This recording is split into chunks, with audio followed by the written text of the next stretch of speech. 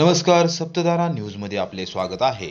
आज सोमवार दिनांक 29 जानेवारी 2024 न्यूज बुलेटिनमध्ये जाणून घेऊया आजच्या ठळक घडामोडी।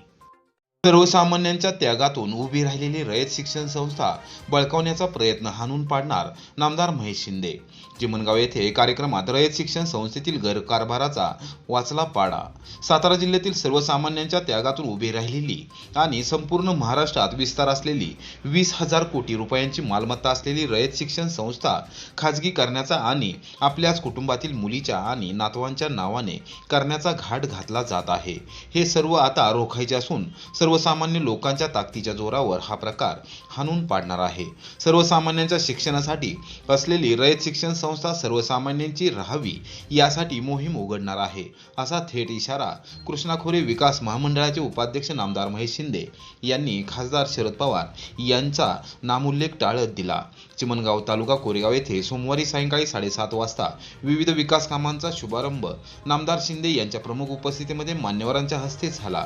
त्याप्रसंगी पंचक्रोशीतील ग्रामस्थांशी संवाद साधताना नामदार महेश शिंदे यांनी रयत शिक्षण संस्थेत सुरू असलेल्या गैरप्रकाराचा पाडाच वाचला। व्यासपीठावर जिल्हा नियोजन समितीचे सदस्य राहुल प्रकाश बर्गे, हनुमंतराव जगदाळे, जिल्हा परिषदेचे माजी सदस्य पोपटराव करपे, भारतीय जनता युवा मोर्चाचे तालुकाध्यक्ष निलेश यादव यांच्यासह प्रमुख पदाधिकारी यावेळी उपस्थित होते।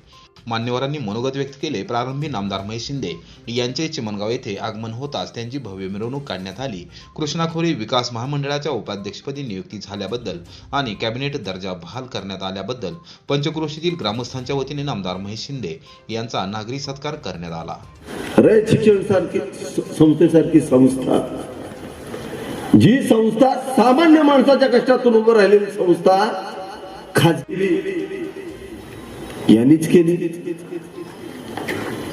मला मगाशी फोन आला होता, रयतच्या एका कॉलेजमध्ये 5 वर्षामध्ये 10 कोटीचा भ्रष्टाचार झाला, इस्माईल भाई मुल्ला लॉ कॉलेजमध्ये, आणि त्याचे पुरावे माझ्याकडे आले। एका कॉलेजमध्ये 10 कोटीचा भ्रष्टाचार, केंद्राचे पैसे घ्यायचे, राज्याचे पैसे घ्यायचे आणि विद्यार्थ्यांच्याकडून पण पैसे घ्यायचे, बोगस विद्यार्थी दाखवून पैसे घ्यायचे। आमच्या तरुणांना त्या ठिकाणी नोकरी लावायला 40-40 लाख रुपये घ्यायचे। एवढं सगळं करून थांबत नाहीत, तर एवढं मोठं अशा खंडातली सगळ्यात मोठी जी आमची जी संस्था आहे, जी इथल्या सामान्य माणसाची स्वतःच्या मालकीची संस्था स्वतःच्या मुलीच्या नावानं नातवाच्या नावानं करायचा घाट चाललाय, ही शोकांतिक आहे। ही सातारा जिल्ह्याची संस्था होती, संपूर्ण महाराष्ट्रात फिरलेली संस्था होती। याची प्रॉपर्टी कितीची आहे माहितीये का? मालमत्ता 20,000 कोटीची संपत्ती असणारी संस्था स्वतःच्या परिवाराच्या नावानं करण्याचा घाट घातलाय। 100% मी तुम्हाला सांगतो, या सातारा जिल्ह्यातला प्रत्येक युवक एकत्र येऊन हा डाव हाणून पाडल्याशिवाय थांबणार नाही, हा शब्द देतो मी तुम्हाला। आता पुढचं टार्गेट तेच आहे। ज्या संस्थेमध्ये महाराष्ट्र राज्य सरकार पैसे देते का, गोरगरिबाची मुलं शिकतात म्हणून, उद्या त्या संस्थेमध्ये पैसे घ्यायला सुरुवात केलेत, अनुदान आम्ही देतो आणि पैसे हे घेतात, हे चुकीचा पायंडा ह्या लोकांनी पाडलेला आहे आणि तो आपल्याला संपवायचा आहे। ज्या संस्थेचा मुख्यमंत्री पदसिद्ध अध्यक्ष असतो, असं असताना एक कायदा बदलून 20,000 कोटीची संपत्ती ज्या लोकांनी घशात घातली, त्यांच्या कुटुंबातली लोक आज तरुण मुलांच्यासाठी, त्यांच्या शिक्षणासाठी बोलतात, ही शोकांतिक आहे। त्यांचे बुरके फाडायचं काम भविष्यकाळात आम्ही करणार।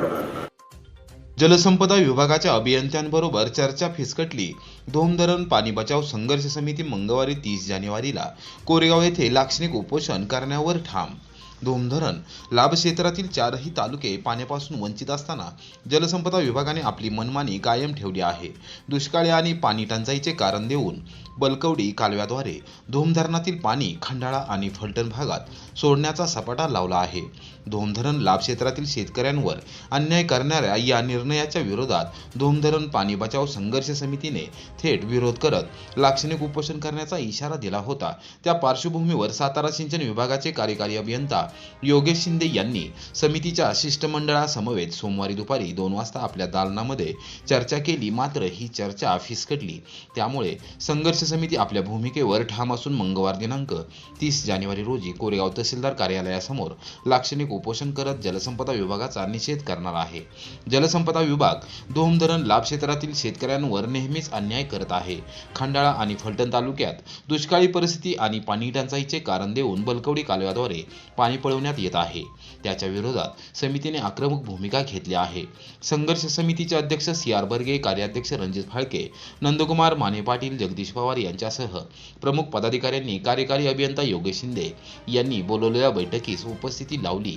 बैठकीत पाण्याविषयी चर्चा झाली। मात्र जलसंपदा विभाग आपल्या भूमिकेवर ठाम राहिल्याने चर्चा फिसकटली आणि समितीने आंदोलन करण्याची भूमिका घेतली। मंगळवार दिनांक 30 जानेवारी रोजी कोरेगाव तहसीलदार कार्यालयासमोर लाक्षणिक उपोषण केले जाणार आहे, अशी माहिती समितीच्या पदाधिकाऱ्यांनी पत्रकारांशी बोलताना दिली। धोमधरण संघर्ष समितीच्या वतीनं उद्या दिनांक 30 तारखेला तहसील कार्यालय कोरेगाव या ठिकाणी 1 दिवसाचं लाक्षणिक उपोषण करण्याचं ठरवलेलं आहे। मी कोरेगाव तालुक्यातील तमाम लोकांना आधी आवाहन करतो की उद्याच्या लाक्षणिक उपोषणात सगळ्यांनी सहभागी व्हा। गेले कित्येक दिवस झालं धोम जलाशयातील पाण्यावर बाकीच्या तालुक्यातील लोकांचा डोळा असल्यामुळं आणि हे पाणी त्यांना पाहिजे असल्यामुळं बेकायदेशीररित्या आता ते पाणी त्यांनी नेलेलं आहे। फलटण आणि खंडाळ्याला त्यांनी त्यांच्या आवर्तनाचं त्यांच्या हिश्श्याचं जे पाणी होतं ते त्यांनी ऑलरेडी पावसाळ्यात नेलेलं आहे आणि तरी पण आता जे पाणी शिल्लक राहिलेलं आहे ते पाणी हे धोम कार्यक्षेत्रातील शेतकऱ्यांसाठी राखीव झालेलं आहे आणि तरी पण बेकायदेशीररित्या पिण्याच्या पाण्याच्या नावाखाली सध्या तिकडं पाणी चालू केलेलं आहे आणि हे बेकायदेशीर पाणी बंद करण्यासाठी उद्या 30 तारखेला कोरेगावमध्ये लाक्षणिक उपोषण करायचं ठरवलेलं आहे आणि जर यातनं काही मार्ग निघाला नाही, पाणी बंद झालं नाही, तर आम्ही कोरेगाव येथे आमरण उपोषणाला बसणार आहोत। खासदार नाईक निंबाळकर यांचा एकच मिशन माडा सिंचन प्रकल्पांतर्गत सर्कलवाडी तलावात पाणी सोडण्याच्या पाईपलाईनचे भूमिपूजन। माडा लोकसभा मतदारसंघातील भाजपचे खासदार रणजितसिंह नाईक निंबाळकर यांनी संपूर्ण मतदारसंघ सिंचनाखाली आणण्यासाठी विशेष प्रयत्न सुरू केले असून एकच मिशन माडा सिंचन या प्रकल्पांतर्गत कोरेगाव तालुक्याच्या उत्तर भागात वसना उपसा सिंचन योजनेतून 0.52 TMC पाण्यापैकी पहिला टप्पा सर्कलवाडी तलावात पाणी सोडण्याच्या पाईपलाईनचे भूमिपूजन सोमवारी सायंकाळी 5 वाजता करण्यात आले। सर्कलवाडी येथे झालेल्या कार्यक्रमात चौदरवाडीचे सरपंच व उपसरपंच यांनी भाजपमध्ये जाहीर प्रवेश केला। यामध्ये पॅनल प्रमुख सुभाष पिसाळ, माजी सरपंच सुशांत शिंदे, सरपंच सौ मंगल मनोहर शिंदे, उपसरपंच महादेव सुदाम गोसावी व ग्रामपंचायत सदस्य यांचा समावेश आहे। भाजपचे लोकसभा निवडणुकीसाठी पश्चिम महाराष्ट्र समन्वयक म्हणून जबाबदारी असलेले अमित चव्हाण, शेखर काटकर यांच्या नेतृत्वाखाली प्रवेशाचा कार्यक्रम झाला। कोरेगाव तालुक्याच्या उत्तर भागातील जनतेने पहिल्यापासून आमच्या कुटुंबावर विश्वास ठेवलेला आहे, त्याबद्दल निश्चितच ऋणी आहे। येणाऱ्या काळात उत्तर भागाच्या विकासासाठी सर्वतोपरी प्रयत्न करणार आहे आणि कायमस्वरूपी पाण्याचा प्रश्न सोडवणार आहे, असा शब्द खासदार रणजितसिंह नाईक निंबाळकर यांनी दिला। यावेळी दत्तूभाऊ धुमाळ, विजूकाका चव्हाण, शहाजी भोईटे, राजाभाऊ धुमाळ, मनोज कलापट, बापू धुमाळ, अशोकराव जाधव, अमित रणवरे यांच्यासह पदाधिकारी व कार्यकर्ते यावेळी उपस्थित होते। प्रकल्पग्रस्तांचे प्रलंबित प्रश्न सर्वोच्च प्राधान्याने सोडविणार नामदार महेश शिंदे। कोरेगाव मतदारसंघातील प्रकल्पग्रस्त ग्रामस्थांतर्फे विशेष सत्कार। संपूर्ण महाराष्ट्राला नवसंजीवनी देण्याचे काम धरणामुळे झाले आहे। मात्र ही धरणे उभी करत असताना अनेकांना आपली जन्मभूमी आणि कर्मभूमी सोडावी लागली। प्रकल्पग्रस्त म्हणून जीवन जगत असताना त्यांना अनेक समस्यांना सामोरे जावे लागत आहे। प्रकल्पग्रस्तांचे आणि पुनर्वसित झालेल्या गावांचे प्रश्न सर्वोच्च प्राधान्याने सोडविणार आहे, अशी ग्वाही कृष्णा खोरे विकास महामंडळाचे उपाध्यक्ष नामदार महेश शिंदे यांनी दिली। कोरेगाव विधानसभा मतदारसंघातील पुनर्वसित गाव असलेल्या आसगाव, रेणावडे, वासोळे, खावली, आसगाव, तडवळे, आसरे, मुगाव, न्हाळेवाडी, चांदवडी येथील प्रकल्पग्रस्त ग्रामस्थांनी सोमवारी सकाळी खटाव येथील निवासस्थानी जाऊन नामदार महेश शिंदे यांचा विशेष सत्कार केला. त्या प्रसंगी या ग्रामस्थांशी संवाद साधताना नामदार शिंदे बोलत होते. कृष्णा खोरे विकास महामंडळाचे उपाध्यक्ष हे पश्चिम महाराष्ट्राचे विकासाचे प्रवेशद्वार खुले करणारे पद आहे. प्रकल्पग्रस्त गावांनी केलेला त्याग आणि त्यांच्या जीवनात आलेली विषमता बदलण्याचे शिवधनुष्य हाती घेतले आहे. लवकरच महसूल, मदत व पुनर्वसन आणि जलसंपदा विभागाची संयुक्त बैठक घेऊन प्रकल्पग्रस्तांचे सर्व प्रश्न टप्प्याटप्प्याने मार्गी लावणार आहे.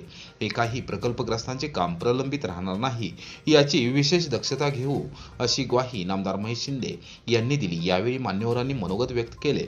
सर्व प्रकल्पग्रस्त गावांनी नामदार महेश शिंदे यांच्या पाठीशी ठाम राहण्याचा निर्धार केला.